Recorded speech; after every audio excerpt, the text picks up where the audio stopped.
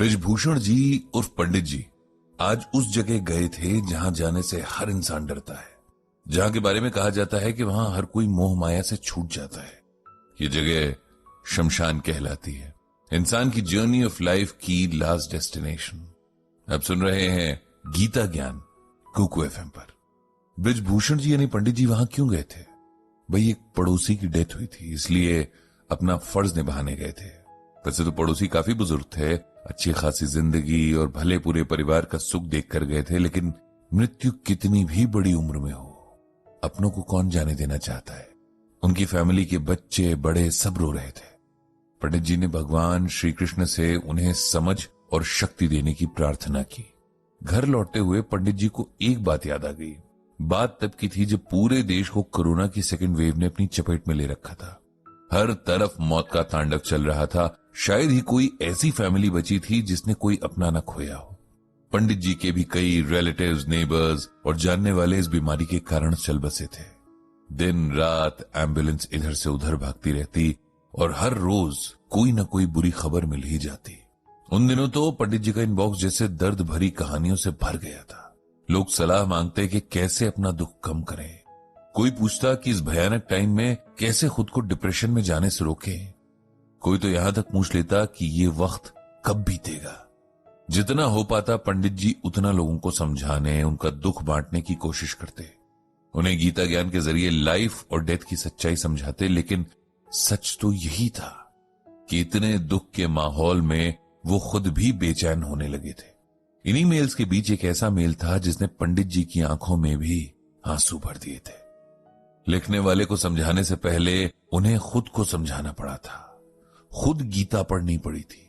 आखिर थे तो वो भी इंसान ही। चाहे कितना भी समझा लें, भावनाओं के आगे ज्ञान कभी कभार छोटा पड़ ही जाता है। ये मेल एक लड़के का था जिसने कोविड की वजह से अपनी मां खो दी थी।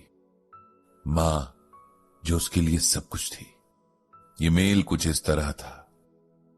पंडित जी, आज मैं जितना डिप्रेस्ड हूं शायद पहले कभी नहीं हुआ। इस दुख को एक्सप्रेस करने के लिए मेरे पास शब्द तक नहीं है, और अगर होते भी तब भी कोई सुनने वाला नहीं है।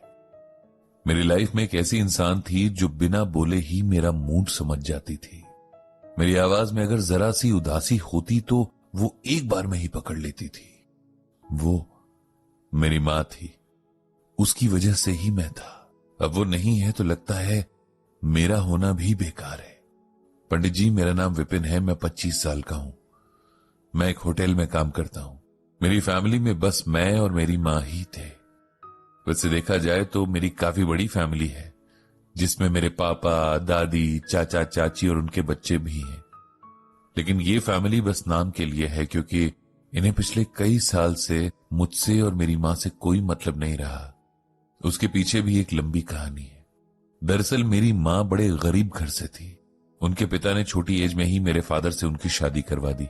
मेरे पापा का डेयरी बिजनेस था, और सही मायने में देखा जाए तो उन्हें वहां काम करने के लिए एक दिन रात के नौकर की जरूरत थी, जो सैलरी भी ना लेता और बिना कंप्लेंट के काम भी कर लेता। मेरी मां की शक्ल में उन्हें वो नौकरानी मिल गई थी।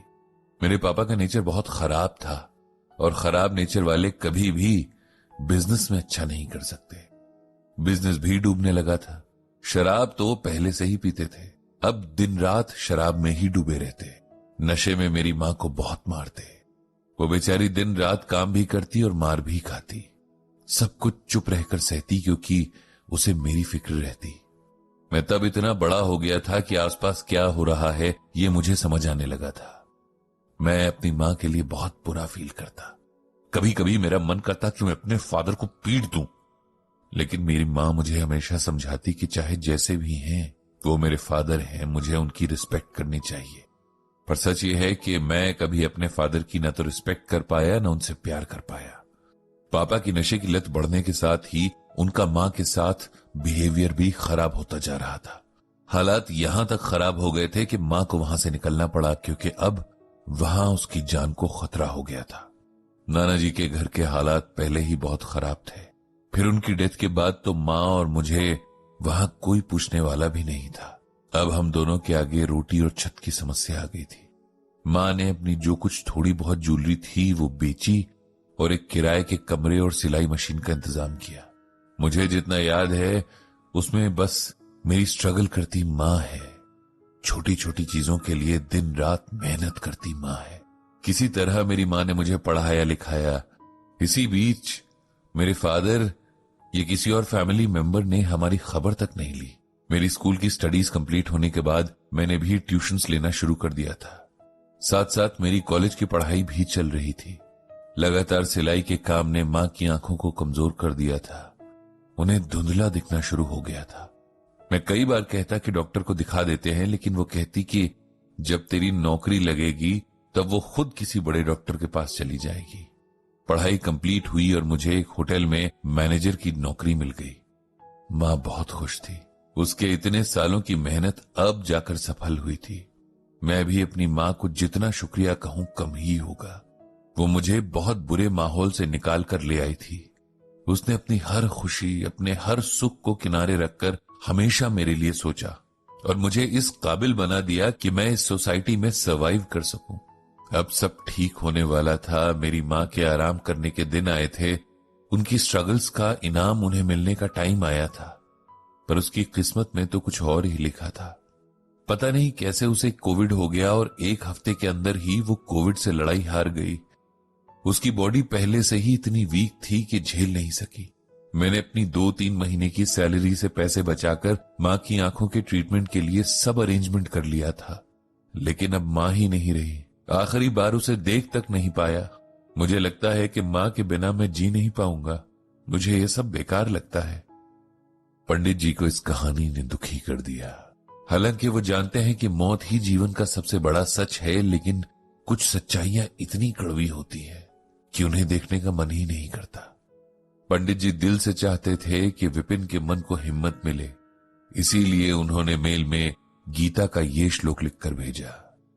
प्रिय विपिन, तुम्हारी भावनाओं को मैं समझता हूं, लेकिन सच को भी जितनी जल्दी हो सके एक्सेप्ट कर लेना चाहिए। गीता में भगवान श्री कृष्ण अर्जुन से कहते हैं,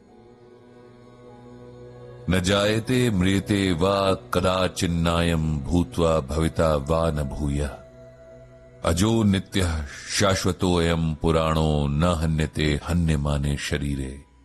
इसका अर्थ यह है कि आत्मा का जन्म नहीं होता, उसकी मृत्यु भी नहीं होती। वो पहले न थी, ये अब के बाद नहीं होगी। ऐसा नहीं है। आत्मा अजन्मा, नित्य, शाश्वत और पुरातन है। शरीर का नाश होने पर भी आत्मा का नाश नहीं होता। हे अर्जुन, आत्मा को शस्त्र काट नहीं सकते, अग्नि जला नहीं सकती, पानी भिगो नहीं सकता और हवा सुखा नहीं सकती। आत्मा सब जगह मौजूद है और कभी ना खत्म होने वाली है। तुम्हारी मां के शरीर को चलाने वाली आत्मा अब अपने दूसरे सफर पर चली गई है। ऐसा हर आत्मा के साथ होना तय है, इसीलिए तुम उनका शोक मत करो। उस आत्मा को कष्ट उठाने थे सो उसने उठाए। अब हम परमात्मा से प्रार्थना कर सकते हैं कि उनके इस जन्म के अच्छे कर्मों का फल उन्हें अगले जन्म में दे और उन्हें कष्ट न हो। तुम्हें उस आत्मा को सम्मान देते हुए उसके लिए प्रार्थना करनी चाहिए। अगर तुम अपनी मां की मौत का शोक मनाते हुए अपनी जिंदगी सही से नहीं जियोगे तो तुम अपनी मां के संघर्षों की डिसरिस्पेक्ट करोगे। वो सारी जिंदगी तुम्हें खुश रखने के लिए जीती रही और अब तुम दुखी होकर उनके सारे एफर्ट्स को बेकार कर रहे हो। गीता पढ़ो, इसमें भगवान श्री कृष्ण ने जीवन और मृत्यु के बारे में हमें बहुत कुछ समझाया है। उसे समझो। मैं भगवान श्री कृष्ण से प्रार्थना करूंगा कि तुम्हें शक्ति और शांति मिले। और इसी के साथ कुकू एफएम पर गीता ज्ञान का एक और एपिसोड समाप्त होता है।